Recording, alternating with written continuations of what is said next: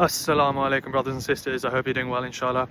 So I'm in a very special place in the UK, a place very beloved to my heart, and it's Landguard. So what is Landguard?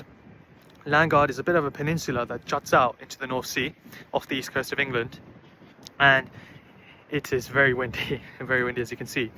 And it's a very special habitat, and it's very special for a lot of purposes, which I'm going to go through. The first being the nature. So here on Landguard you have a nature reserve, and that is the reason for that is because it has one of the rarest habitats in the world, which is vegetated shingle, which you can see behind me. So what is vegetated shingle? Vegetated shingle is shingle that has vegetation on it, of course.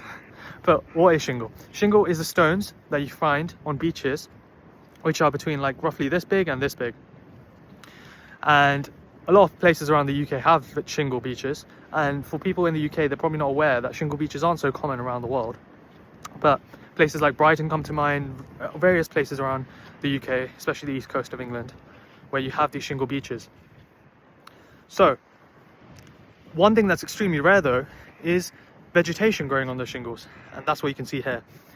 So shingle, because it's a very infertile, because it's just stones, right? There's not much fertility in the soil because it's just stones, and because it's got this amazing coastline positioning where there's this very harsh wind that's coming in, this harsh seawater wind.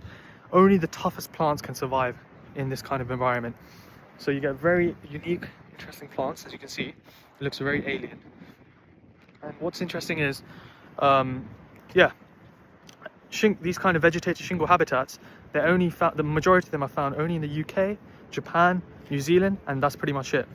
Very, very rare or non-existent elsewhere. So it's a very special habitat, and it provides a very unique opportunity for a lot of seabirds, shorebirds, and all other types of birds to nest and raise their young here. So often it's in certain times of the year you can't really walk around this area. But yeah, it's beautiful, looks very unique, and because of it jutting into the North Sea, what often happens is a lot of birds that were on mainland Europe, they are blown across the water because of these powerful winds, and they land in Landguard, pardon the pun.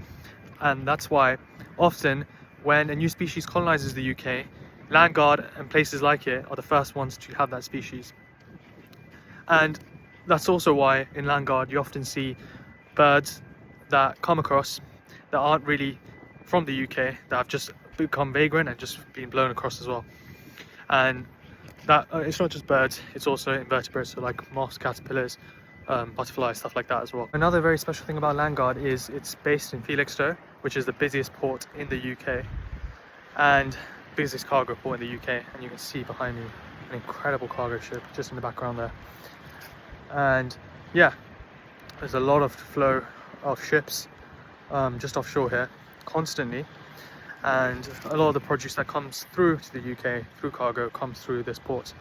So there's amazing transportation channels just there as well.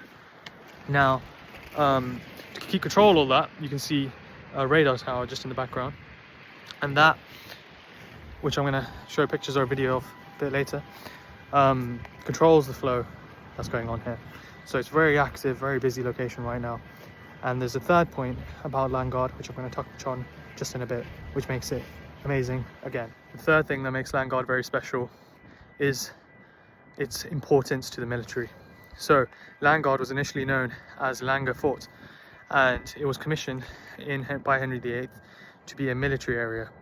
And what's incredible is, since the reign of the Tudors to World War II, it was continuously used for military purposes. And one of the reasons it was used is because of its incredible positioning.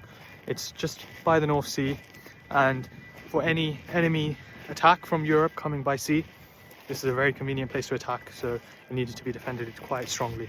And there's loads of fortifications around here. I'm surprised I don't have to watch out for any watch my foot too much here because of any potential mines, so it's all okay, I think.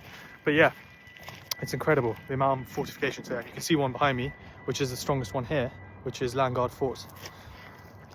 And In terms of like the role, I'm gonna just take a few more videos closer so you guys can see in a bit.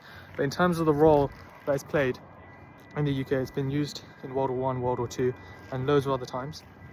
It was bombed in World War Two by the Germans, so that's how important it was. That it was considered a proper threat to the Germans, for various reasons.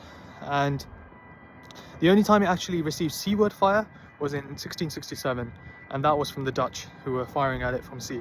But other than that, it's never had to defend itself against the sea, because with the Germans, they were bombing from up front, from up top, right? So yeah, I'm gonna get some closer footage of the fort. I think it's closed today, but it'll still be good to check out from the outside. You can see some of the fortifications just here as well. Yeah, it's a very special place in the UK. And for me, it kind of just shows the importance of, you know, if something is special for one reason, it might be special for a lot of reasons. So yeah, it's incredible, like all the dynamic that's going on here and how all three things intersect right here where I am, because you got this vegetated shingle that I was talking about earlier just behind me and its various layers.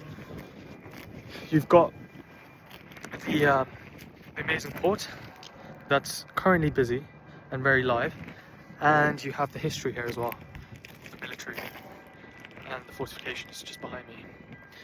And inshallah, someday I'll get inside and I'll show you how amazing it is when I next take a trip down this side of England. So something I've come across very interesting at Landguard is these three buildings just behind me.